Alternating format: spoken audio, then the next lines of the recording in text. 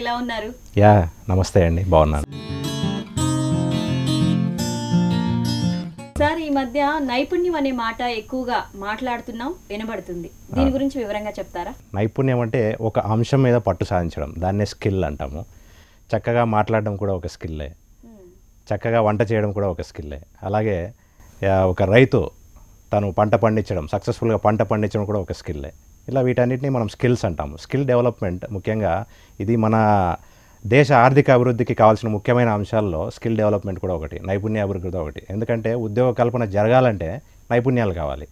నైపుణ్యాలు కావాలి అని అంటే మరి యువత దానికి సన్నాహితం కావాలి. ముఖ్యంగా మన దేశం, ఎందుకంటే hours is the youngest country in the world. ఇది దాదాపు 65% మంది 35 సంవత్సరాల వయసుకున్న తక్కువ కలవారు, ఆ రేంజ్లో ఉన్నవారే. అందుకనే ఇది రాబోయే దశాబ్దంలో ఈ నైపుణ్యాభివృద్ధి మీద జరిగే పరిణామాలు మన ఆర్థిక పునాదులను మరింత బలపరుస్తాయి. ఇప్పుడు సింగపూర్ లాంటి దేశం గురించి మనం మాట్లాడుకుంటున్నాము, నైపుణ్యాభివృద్ధి గురించి ఎక్కువగా సింగపూర్ని ఎగ్జాంపుల్గా తీసుకొని మాట్లాడుతుంటున్నాము. కానీ సింగపూర్ వెనకాల జరిగిన అభివృద్ధిని కూడా మనం ఒకసారి మాట్లాడుకోవాలి. ఎందుకంటే 1965వ సంవత్సరంలో సింగపూర్ కంట్రీకి స్వాతంత్రం వచ్చింది. స్వాతంత్రం వచ్చిన తర్వాత వారు వేసిన మొట్టమొదటి అడుగు నైపుణ్యాభివృద్ధి మీదనే.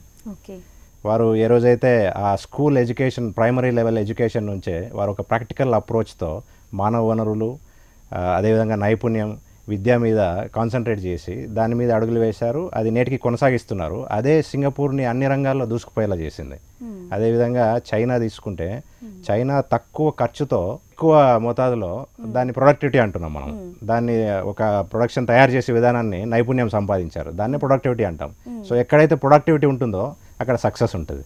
ఓకే సార్, మరి ఈ మధ్య కాలంలో ప్రభుత్వాలు కూడా లోకల్గా ఉన్న యువతకి ఎక్కువగా నైపుణ్యాభివృద్ధి గురించి, స్కిల్ డెవలప్మెంట్లో అవకాశాలు ఉన్న వాళ్ళకి ఉద్యోగాలు ఇవ్వాలి అని ఆలోచిస్తోంది. అంటే స్థానికంగా ఉన్న వాళ్ళకి ఎక్కువ ఇంపార్టెన్స్ ఇస్తోంది. అంటే మరి ఈ నైపుణ్యం దిశగా అంటే ఏ విధంగా చూడాలి? అంటే స్కిల్ డెవలప్మెంట్కి ఎటువంటి అంశాలు, మార్గాలు ఉన్నాయి?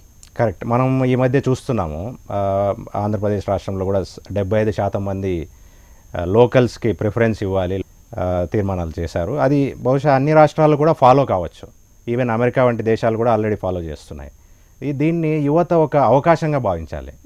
అవకాశంగా భావించి కావలసిన నైపుణ్యాలతో తయారు చేసుకొని ఉద్యోగాలకు రెడీ కావాలి. ఇప్పుడు ముఖ్యంగా పట్టణ ప్రాంతాలకు తరలి రాకుండా లోకల్లోనే, ఎక్కడైతే వాళ్ళు ఉంటున్న ప్రదేశాల్లోనే అక్కడున్న వనరులను ఉపయోగించి ఆర్థికంగా అభివృద్ధి కావడానికి వాళ్ళు తయారు కావాలి. ఫర్ ఎగ్జాంపుల్, కర్ణాటక రాష్ట్రంలో ఒక యువకుడు అక్కడ ఉంటున్న ప్రదేశంలో, తను ఉంటున్న ప్రదేశంలోనే ఒక కంటైనర్లో చేపల పెంపకం ద్వారా నెలకు 25,000 సంపాదిస్తున్నాడు. అదేవిధంగా చూస్తే కొందరు యువకులు, గ్రామీణ యువకులు మినరల్ వాటర్ ప్లాంట్ పెట్టడానికి కావాల్సిన టెక్నికల్ ఎక్స్పర్టైజ్ నేర్చుకొని ఆర్థికంగా అభివృద్ధి చెందుతున్నారు, ఎంతోమందికి ఉపాధి కల్పిస్తున్నారు. సో ఎక్కడైతే మనం ప్రాబ్లం ఉందో అక్కడ సొల్యూషన్ వెతకాలి. దాని ద్వారానే మనం ఎన్నో పనులు చేయవచ్చు. ఎగ్జాంపుల్, ఈవెన్ తమిళనాడులో కూడా కొందరు చదువుకున్న యువకులు, గ్రామీణ యువకులు అక్కడ లోకల్గా అరటి పంట పండిస్తున్నారు. ఆ అరటి పంట వ్యర్థాలను తరలించడానికి అక్కడ రైతులు వేలకు ఖర్చు పెడుతున్నారు. దాన్ని ఒక అవకాశంగా చూశారు. అదొక ప్రాబ్లమే, బట్ అక్కడ ఉన్న యువకులు ఒక అవకాశాన్ని చూశారు అందులో కూడా. సో ఆ వ్యర్థాల నుంచే ఒక న్యాచురల్ ఫర్టిలైజర్ తయారు చేయడానికి కూడా కనుగొన్నారు. ఈవెన్ పేపర్ తయారు చేయడం, యాజ్ వెల్ యాజ్ ఫ్యాబ్రిక్ తయారు చేయడం కూడా రీసెర్చ్ జరుగుతూ ఉంది. సో ఇవన్నీ ఒక అద్భుతాలు. ఇవన్నీ ఇట్లాంటి ఉదాహరణలు ఎన్నో చూస్తున్నాం మనం లోకల్గా. సార్, మరి ఇటువంటి నైపుణ్యాభివృద్ధి పనుల్లో యాక్చువల్గా యువతకి మార్గనిర్దేశం చేసేవాళ్ళు అంటే ఏ అంశాలని ప్రాతిపదికగా తీసుకోవాలి? దీని గురించి ఏమంటారు? ఇప్పుడున్న పోటీ ప్రపంచంలో యువతకు కావాల్సిన ఇన్ఫర్మేషన్ చాలా ఉందండి. ఈవెన్ మీ హెచ్ఎంటీ వారు కూడా ఎవ్రీడే యువతకి కావాల్సిన దశానిర్దేశం ఎంతో బాగా చేస్తున్నారు. అదేవిధంగా ఈ ఇంటర్నెట్ ప్రపంచంలో యువతకి కావాల్సిన ఇన్ఫర్మేషన్, వాళ్ళు ఏ రంగంలో వెళ్తే బాగుంటుందన్న ఇన్ఫర్మేషన్ చాలా ఉన్నది. దీనికి ఒక ఎగ్జాంపుల్ కూడా చెప్తాను. నాకు తెలిసిన ఒక అబ్బాయి తను అనుకున్న దిశగా ప్రయాణం చేస్తున్నాడంటే, ఒక అబ్బాయికి ఆటోమొబైల్ రంగం, 10th క్లాస్ పాస్ అయిన అబ్బాయికి ఆటోమొబైల్ రంగం అంటే ఇష్టం.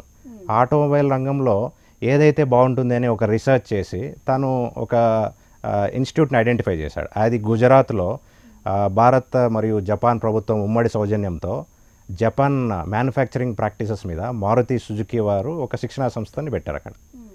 తో ఈ అబ్బాయి అక్కడికి వెళ్ళి శిక్షణ తీసుకొని తనకెంతో ఇష్టమైన రంగం అది, ఆటోమొబైల్ రంగంలోకి వెళ్ళాడు. సో అక్కడ శిక్షణ తీసుకొని ఈరోజు 2016 సంవత్సరంలో జాయిన్ అయ్యాడు. ఈరోజు ఎంతో ఉన్నత స్థానంలో తనకి ఇష్టమైన పనిని ఎంతో చక్కగా రాణిస్తున్నాడు.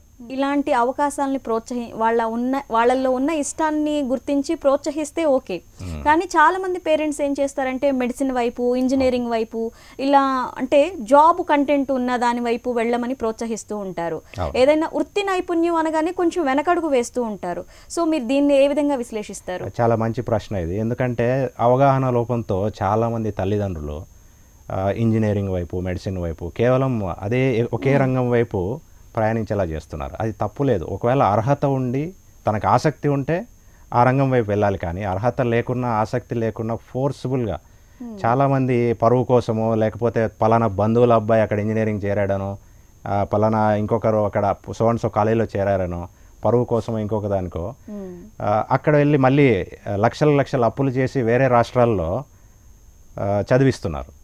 అలా ఇష్టం లేకుండా చదవడం వల్ల 4 సంవత్సరాలు చదువు 6 సంవత్సరాలు అవుతుంది, 7 సంవత్సరాలు అవుతుంది, ఈరోజు ఖాళీగా ఉంటున్నారు. ఇలా కాకుండా ఎక్స్ట్రా కరికులర్ యాక్టివిటీస్ అన్నీ కూడా, స్కిల్స్ అన్నీ పెంపొందించుకొని విద్యార్థులకు వారికి ఉన్న ఆసక్తి ఉన్న రంగంలో ప్రోత్సహించేలా చేయాలి.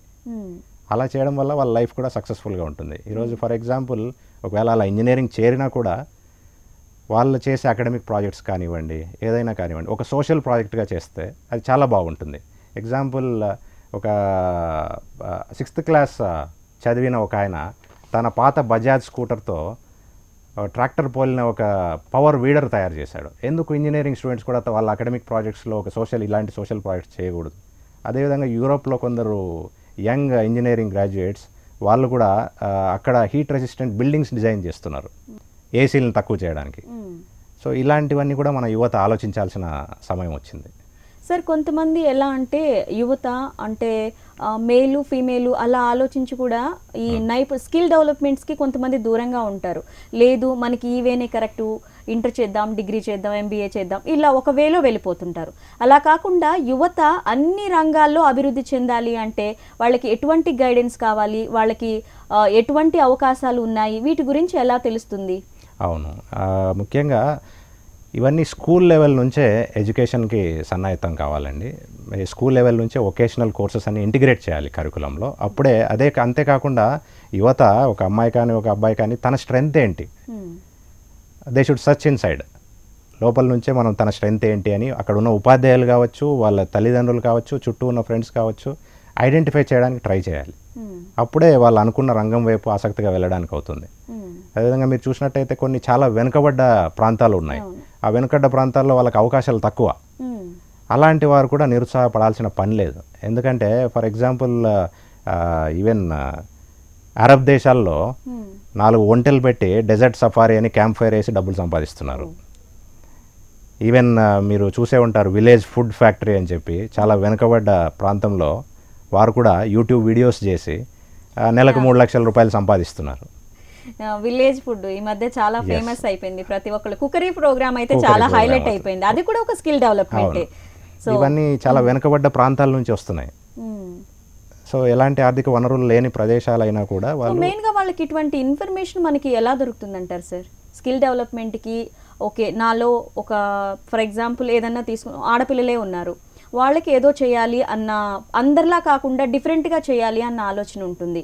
సో వాళ్ళకి గైడెన్స్ ఇచ్చేవాళ్ళు ఎలా అంటే పేపర్ల విధంగా మనకి దొరుకుతుందా, లేకపోతే టీవీల ద్వారా మనకి గైడెన్స్ అనేది దొరుకుతుందా? ఫర్ ఎగ్జాంపుల్ ఇప్పుడు మన ప్రోగ్రామ్ చూస్తున్నారు, సో ఇప్పుడు మీరు చెప్పే దాన్ని బట్టి కూడా కొంత అవగాహన అనేది వాళ్ళకి వస్తుంది.